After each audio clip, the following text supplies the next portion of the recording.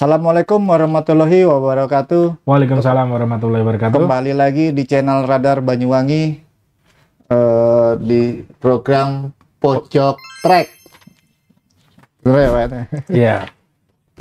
Ya, untuk memulai bahasan ini kita salam satu trek dulu ya. Satu trek. 93. Ya, perkenalkan ini saya Bang Aco dan teman saya ini rekan Pak Beni, Mark Ben. Kebetulan hostnya lagi berhalangan ya Pak ya. Iya. Jadi kita hanya tektokan berdua ini. Langsung ngebahas Pojok Trek. Ayo Pak Ben, langsung aja apa yang Bapak ketahui tentang mesin di MotoGP ini Pak? Oke. Jadi mesin MotoGP ini sebenarnya terjadi banyak perubahan. Jadi di awalnya sebenarnya tahun 1949 itu pertama kali ada namanya GP500. Ya. Nah, jadi interval mulai 1949 tahun 49 itu namanya GP500, terkenalnya kelas tertinggi, juga ada kelas di bawahnya. Dan pada waktu itu antara interval tahun 1949 sampai tahun 2001 itu adalah masa keemasan istilahnya dua tak, mesin dua tak waktu itu. Benar. Jadi mesinnya waktu itu istilahnya balapannya GP500. Nah, waktu itu. Dan di waktu itu juga hanya 4 pabrikan sebenarnya yang pertama kali menggelar balapan kelas GP500 itu. Itu dari Jepang semua itu Pak ya? Iya, ada Yamaha, ada Honda, ada Kawasaki sama Suzuki. Jadi awalnya makanya kan ceritanya pabrikan Honda yang istilahnya senior tadi memang ya awalnya mereka merintisnya dari GP500 ini. Benar. Nah, dulu kan ada kayak Honda NSR, Honda seperti itu. Iya. Jadi di masa itu sih memang maksimal 2 tak itu eranya NSR itu sampai tahun 2021 ya. 2002 transisi 2 tak menjadi 4 tak. Berarti pembalapnya itu masih zamannya McDouhan. McDouhan, Alex Criville juga itu, Danny Pedrosa juga masih awal-awalnya itu. Itu McDouhan itu aku baru 93 tahu MotoGP itu Pak. Iya, 90 itu. Belum tahu Rossi tapi itu, belum tapi sudah tahu balapan itu sudah tahu itu tahun 2002-an itu. Iya. Kan dulu sempat campur kayaknya Pak. 2 tak sama 4 tak tuh sempat dilombain dulu. Akhirnya memang diputuskan di tahun 2002 itu transisi 2 tak terakhir karena di 2 tak itu sendiri kan ibaratnya mesin 4 tak sama 2 tak ini beda. Bedanya kalau 4 tak ada tidak berasap, kali ini kan berasap. Jadi memang dari apa namanya ya istilahnya pabrikan itu dari pembalap ini Dornanya gimana balapan ini ramah lingkungan. Jadi akhirnya kelas 2 tak itu dihilangkan, makanya terakhir tahun 2002 baru muncul kelas 4 tak di sana. Nah, di tahun 2002 itu perpindahan regulasinya, transisinya itu mesinnya menjadi 990 cc, 4 tak. Dari 2 tak 500 ya. Langsung ke 990 cc di 2002 itu. Nah, jadi di sana kubikasi mesin lebih besar, RPM-nya lebih besar, ternyata torsinya juga besar, jadi mempengaruhi motor itu di corneringnya juga luar biasa. Itu. Berarti dulu itu kalau pembalapnya yang mengikuti motor Pak ya, adaptasinya lebih, karena kan teknologinya belum ada kayak di zaman sekarang ini Pak. Kalau sekarang sudah banyak di teknologi sama aerodinamika. Gitu. Jadi di tahun 2002 sampai 2006 itu kan tadi cc-nya menjadi 990. Itu berubah lagi di tahun 2027. Diturunkan menjadi 800 cc. Stoner. Stoner, betul. Stoner yang Ducati yang Jordan. Jadi dengan diturunkannya mesin ini sebenarnya tujuannya kepingin balapan ini lebih aman lah, safety lah. Karena dengan yang tadi 990 cc tadi itu luar biasa corneringnya, malah top speednya kan sampai terpecahkan itu sampai 360 itu kemarin itu. Jadi dengan adanya penurunan ke 800 di tahun 2007 itu tujuannya sih jelas safety sih yang pertama, aman buat pembalap, terus tontonannya juga menarik karena apa namanya sih, orang nonton balapan kalau nggak ada overtaking saling menyalip kurang seru gitu. Iya, benar. Dan, Pak, kembali lagi, tak potong. Iya. Kembali lagi, Pak. Tadi itu kan Bapak bilang sempat ada 4 pabrikan Jepang. Iya. Itu sampai di tahun 2001, 2002. Nah, masuknya pabrikan Eropa berarti pertama kali Aprilia, Ducati. Ducati. Ada Ducati, kemudian tim-tim yang baru termasuk Aprilia ini KTM ini baru sebenarnya gitu. Baru dari yang Eropa, yang Eropa. 2002 insya Allah. Kagiva itu kenapa enggak, Pak? Masuk, Pak? Apa? Kagiva. Iya, Agusta ada, ada. Sempat ada.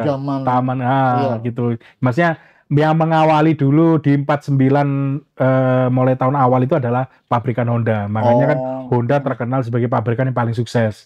Karena dia yang mengawali ibaratnya seniornya lah gitu.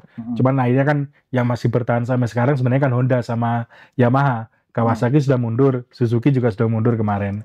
Seperti itu. Ya, lanjut, Pak. Ya.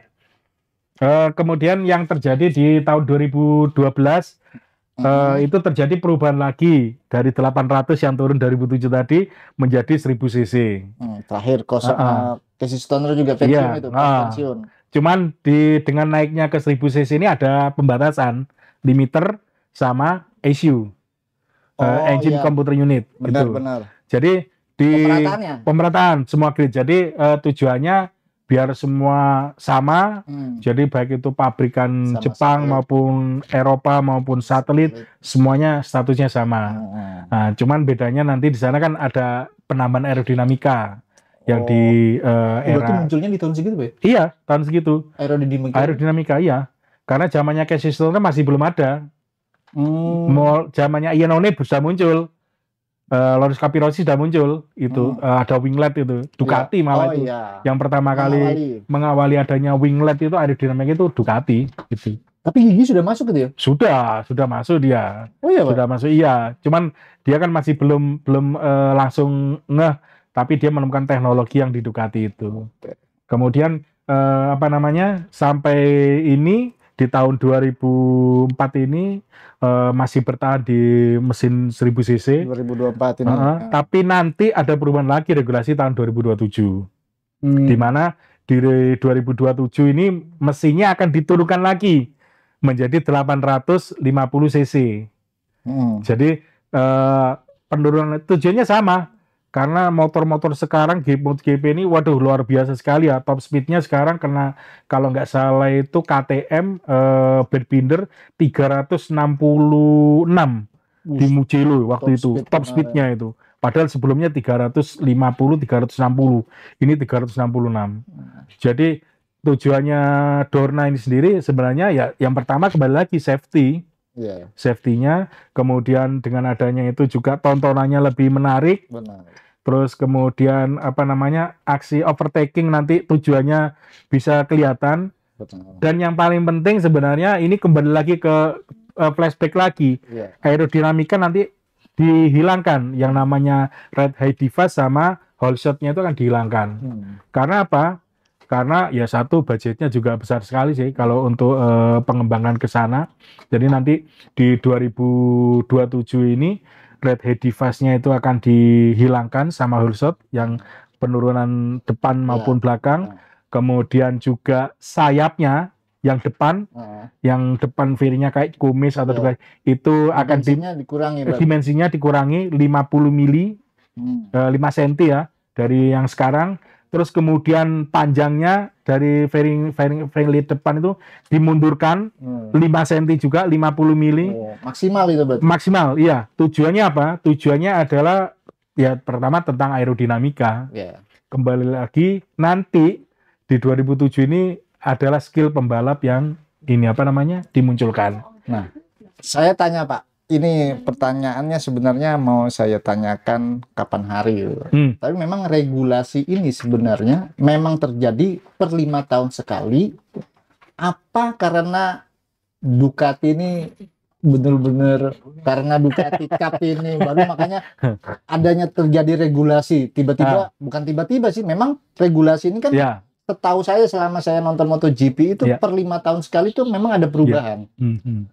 Ditambah lagi mungkin tahun ini sama tahun-tahun sebelumnya memang Ducati Cup kan memang lagi mendominasi nih Pak. Apa karena pabrikan Eropa khususnya Ducati yang mendominasi, tiba-tiba si Dorna memunculkan regulasi ide itu supaya pabrikan Jepang ini juga bisa bersaing gitu loh Pak.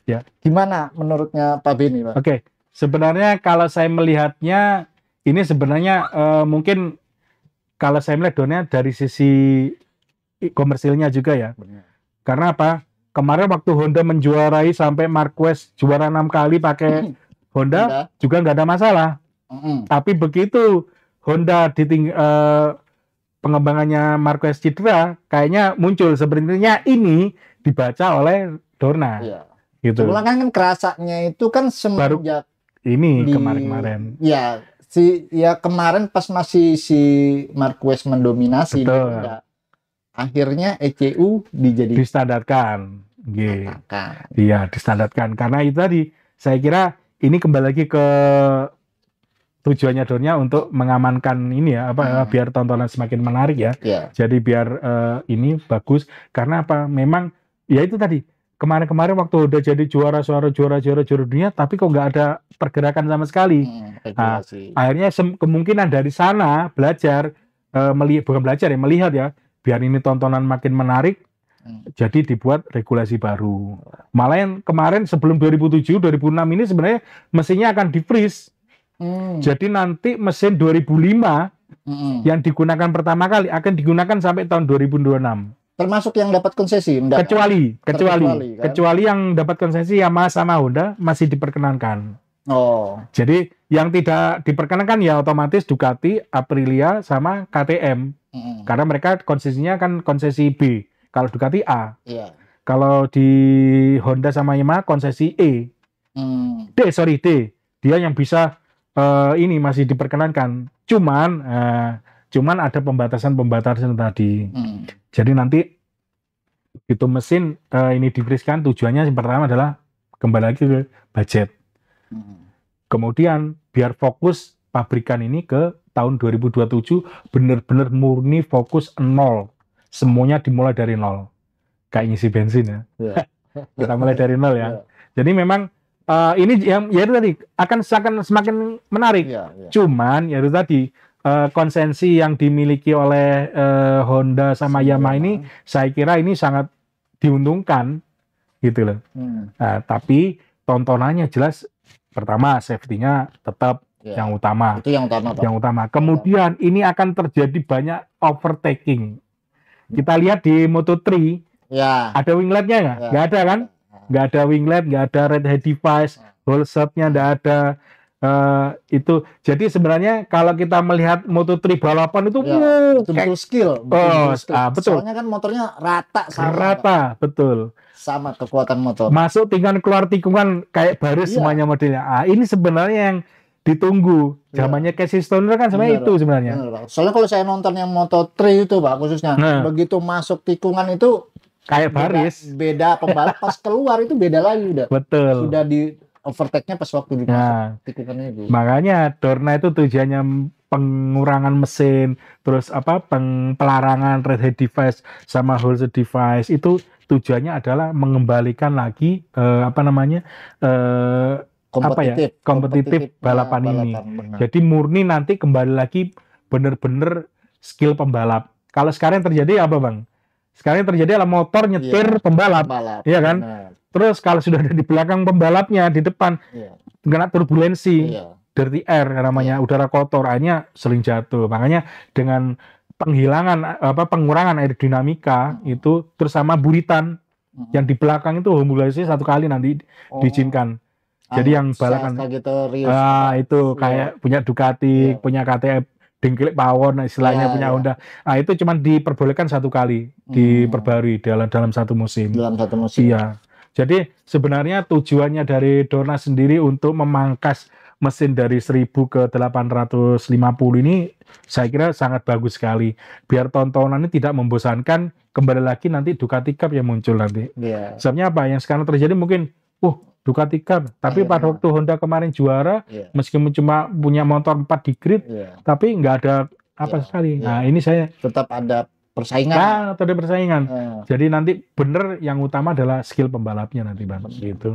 Ya itu juga Pak yang salah satu yang jadi pemicu si Stoner akhirnya pensiun di karena terlalu banyak elektronik. Makanya kan sempat disinggung-singgung sama Stoner itu. Betul.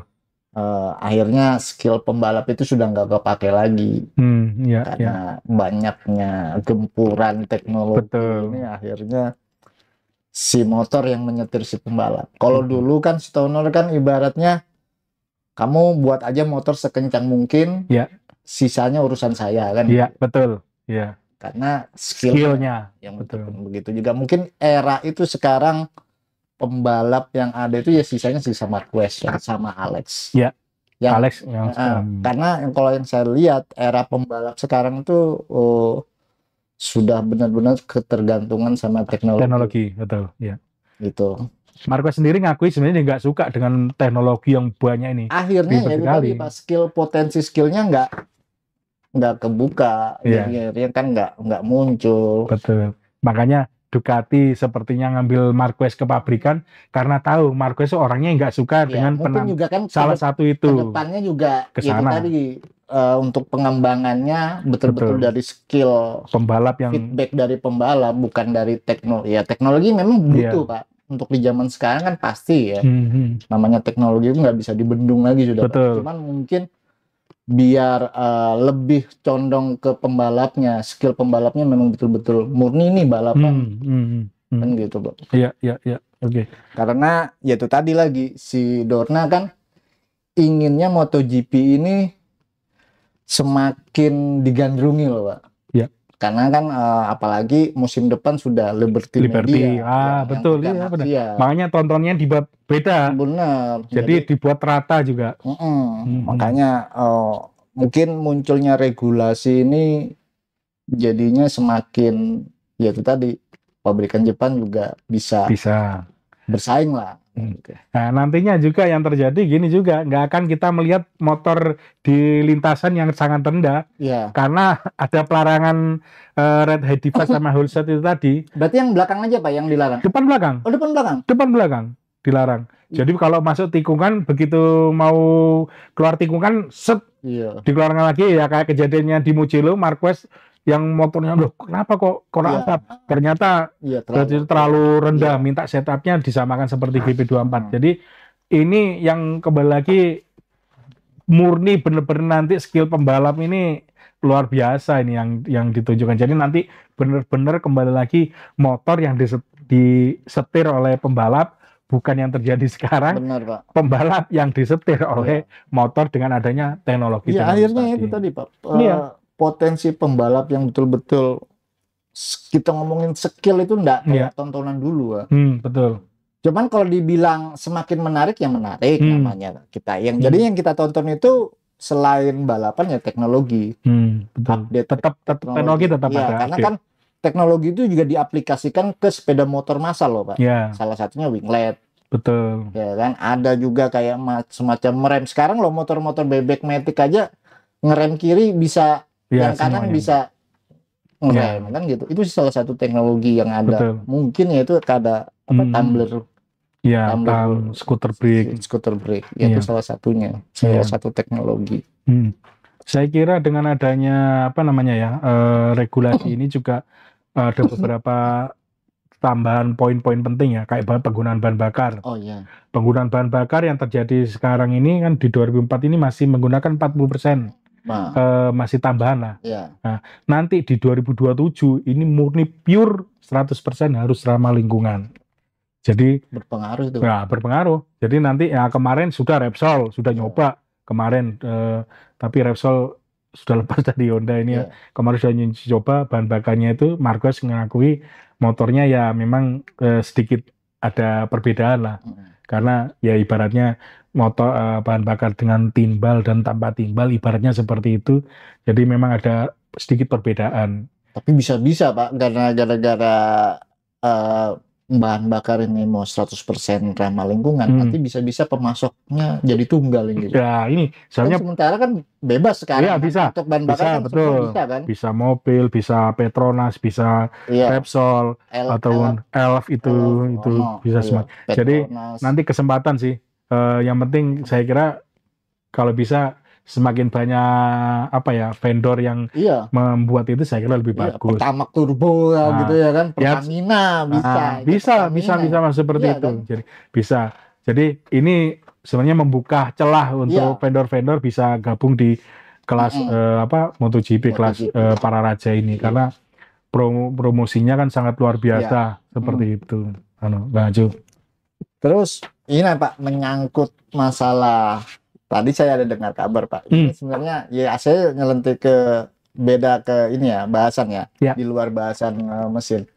Tadi itu saya ada baca berita ini Dorna kayaknya lagi dilema masalah sprint race sama main race gitu Pak. Oh ya.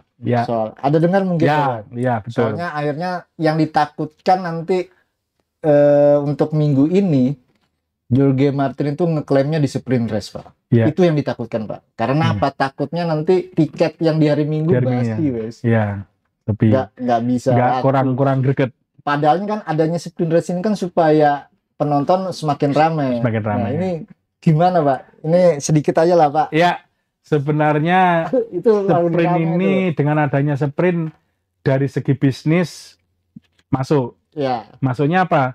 Biasanya penonton hari Sabtu itu sepi, hanya nonton kualifikasi saja. Sekarang bisa nonton kualifikasi dan sama sprint race. Meski separuh dari total lap yang balapan ya. Nah, kemudian dengan adanya sprint sebenarnya menambah porsi ekstra tenaga pembalap. Benar. Karena apa? Di sprint itu kan benar-benar harus kencang. Beda dengan race yang benar-benar harus jaga dia memanage ban, dia gimana caranya menunggu kemudian dia menyerang. Saya kira yang terjadi sekarang gini, kemenangan paling banyak sebenarnya dihitung kan race. Pecco menang sudah 10 kali. Martin baru 3 kali. Tapi di sprint Martin yang luar biasa. Makanya dijuluki Mr. Saturday. Nah, saya kira ini yang sebenarnya saya juga kasihan pembalapnya sih sebenarnya. Karena balap ya, kru juga. Dalam arti pembalapnya kan dia 2 kali kerja, dalam arti sprint dia jangan sampai dia jatuh atau cedera. Kalau cedera poinnya lebih besar kan 2. Jadi ini dilema sebenarnya. Karena tujuannya itu tadi untuk menambah penonton di sirkuit, makanya ada sprint itu tadi. Saya kira kalau saya pribadi sih sebenarnya gimana Pak? Kurang begitu setuju sih. Kalau saya, karena apa? Memang pure balapannya ya harus hari Minggu itu. Karena apa? Resikonya dia di hari Minggu itu. Kalau Sabtu dia kecelakaan parah, dia nggak ikut balapan hari Minggu, sudah habis. Ini bacaan menurut saya ya. Karena sprint itu sangat bahaya. Ya bukan di race itu tidak sangat bahaya karena dia over limit. Mulai awal sampai 12 lap atau 10 lap itu kayak time attack dia. Makanya itu mungkin regulasi ya mungkin nanti sama Dorna ini dipikirkan lagi lah Pak soal sprint. Tapi kalau dari saya pribadi sih Pak, sprint ini baik kok, bagus. Cuman mungkin nggak semua race loh ya. Dari 22 hanya seri beberapa. Mungkin nanti dipilih Eropa ada 2, mungkin di Asia 2 ya kan gitu, di Amerika 1, mungkin ada beberapa sirkuit-sirkuit yang bisa ada. Nggak semua lah Pak. Karena kan patokan utamanya sebenarnya bukan di sprint, di main race loh. Soalnya kan berbanding loh Pak, 10 kemenangan juara seri sama dikalahkan yang di sprint 3 seri loh. 3 kemenangan ya. Seandainya kan Martin juara dunia ini. Iya Pak, makanya kalau ini lagi ya rame juga. Lagi rame. Soalnya yang ditakutkan itu kalau si Martin tuh ngeklaim di hari Sabtu. Betul. Karena hitung-hitungannya karena Martin juara sprint, Pecco di posisi manapun. Kalau dia sudah juara di hari Sabtu, tiket yang hari Minggu itu sudah kayak gimana, daya tarik buat orang nonton di hari Minggu itu akhirnya nggak ada Pak. Roh balapannya yang seru itu kayaknya ya tinggal 30-40% ya. Padahal kan tujuannya supaya bisa ramai. Tapi kalau misalnya masih lanjut ke hari Minggu, itu semakin ramai pastinya kan. Ya, betul. Gitu. Iya. Sebenarnya memang ya harus gitu sih. Tapi itu tadi sprint kalau saya pribadi benarnya seperti itu. Karena dihilangkan atau dihilangkan. Nah, dihilangkan aja kayak yang sebelumnya. Jadi bener-bener ini pembalap ngepushnya ya luar biasa. Kalau sekarang kan strateginya mikir, wah saya lebih cocok di sprint. Kayak Martin, dia ngepushnya di sprint. Gimana dia konsisten masuk podium terus, buktinya dia kan banyak podium terus di sprint ya. Kayak nggak ada arti apa-apa 10 menit. Sebenarnya kan suaranya lah ya. Main race-nya utamanya itu sebenarnya yang kita dapat seperti itu. Sebenarnya tidak hanya sprint race ya. Kayak seperti vendor-vendor yang kita sebut kayak tadi masalah ICU. Sebenarnya kan ini pabrikan punya Eropa. Sebenarnya kalau saya pribadi pendapat sih gimana Honda kan juga bisa bikin ICU itu. Iya kan? Nah, yang penting ICU itu sudah terhomologasi sesuai dengan aturan, no problem. Yang sekarang terjadi ya mohon maaf, Ducati Cup punya Eropa punya, Italia begitu dipasang mohon maaf ya, kayak cocok sama Michelin cocok juga. Tapi Honda dipasangi dengan Bridgestone, langsung cocok. Nah, ini makanya kayak ban saya kira kalau ada 2 gitu mungkin ya, lebih tambah serem, ada persaingan ya. ICU juga gitu. Yang penting pabrikan sesuai dengan standarnya. Saya kira ini beberapa mungkin yang penggemar MotoGP juga sempat ini kok Marit aja ya, cuman itu aja ya. Kan itu dari Italia ya, Ducati dari ya mohon maaf ini. Tapi saya melihatnya itu tadi, kenapa enggak Honda, Yamaha bikin sendiri karena dia pabrikan, tapi yang penting dia diawasi karena semuanya kan terukur gitu. Kemudian ban juga gitu biar tambah serem. Gimana Michelin atau Bridgestone? Katakanlah Yamaha, Honda pakai Bridgestone, ini Eropa pakai. Ini kan ada perang promosi juga, bisnis juga. Nah ini sebenarnya yang mungkin nggak ada di gambaran, tapi mungkin ya nggak tahu kenapa, apakah masalah ongkos atau gimana. Tapi saya kira balapan akan lebih menarik lagi saya kira itu karena antar pabrikan supplier ban terus ICU itu isu tadi ini akan tambah menarik lagi. Jadi nanti brand-brand yang ini kan muncul semua tidak mohon maaf dikuasai satu brand merek itu aja, kayak rem juga gitu. Ya akhirnya itu tadi Pak, akhirnya kayak semacam kayak di monopoli. Nah bisa dikatakan seperti itu. Makanya kan sebenarnya biar kalau kita tambah seru kan lebih banyak macam variasi. Ini yang semakin bagus gitu loh. Kalau saya berpendapat loh Bang, karena melihatnya saya ngikutin di MotoGP dan sebagainya ini saya lihat dulu ada Bridgestone, terus ada Michelin, kemudian di Moto2 ada Pirelli, ada Dunlop. Memang kan beda-beda. Jadi saya kira daripada ini mungkin ada 2 vendor kan bagus saya kira. Atau pabrikan mempunyai IC sendiri. Jadi tapi ya itu tadi namanya pengawasnya stewardnya kan sudah jelas punya aturan bakunya ini nggak boleh, ini harus diawasi dan mesinnya di freeze dalam artinya nggak boleh sembarangan orang kalau memang mau dipakai kayak mesin ini cadangan apa dan sebagainya kan mesin baru semua harus mengetahui gitu. Jadi sebenarnya ini tambah menariknya dari sana sih kalau saya melihatnya seperti itu. Kalau yang sekarang terjadi sekarang orang udah Ducati Cup ya memang yang terjadi seperti itu kayaknya cocok Michelin-nya cocok, Ducati mungkin ICU-nya lebih cocok karena sama-sama Italia punya, sedangkan pabrikan Jepang otomatis harus menyesuaikan lagi atau perlu beradaptasi. Saya kira itu Bang. Gitu. Oke. Ya untuk projeknya sudah saya Pak ya. Ini kemarin bahas ada lagi nanti terkait dengan regulasi, tapi kita bahas di podcast yang selainnya karena terkait dengan regulasi 2027 ini kayaknya banyak nanti yang perlu dibahas seperti nanti ada mapping GPS, kemudian terkait dengan konsensi itu tadi. Jadi nanti akan dibahas lebih lagi. Gimana caranya kita bisa memberikan edukasi kepada masyarakat yang pecinta MotoGP ini ya. Bahwasanya ini loh yang harus kita ketahui seperti itu. Ya, terima kasih udah. Jadi untuk pojok track kali ini kita memang bahasannya nggak banyak-banyak Pak ya, kita singkat aja. kebetulan juga memang teman kita nggak ada ini, lagi berhalangan, lagi liputan kayaknya ini. Bro Salis ini. Ya Pak, kita akhiri, dan sebelum itu buat teman-teman channel Radar Banyuwangi, Radar TV, mohon dukungannya untuk subscribe, like, dan komentar di channel Radar Banyuwangi. Ketemu lagi nanti di Pojok Trek untuk minggu depan ya. Sebelum itu kita salam subscribe.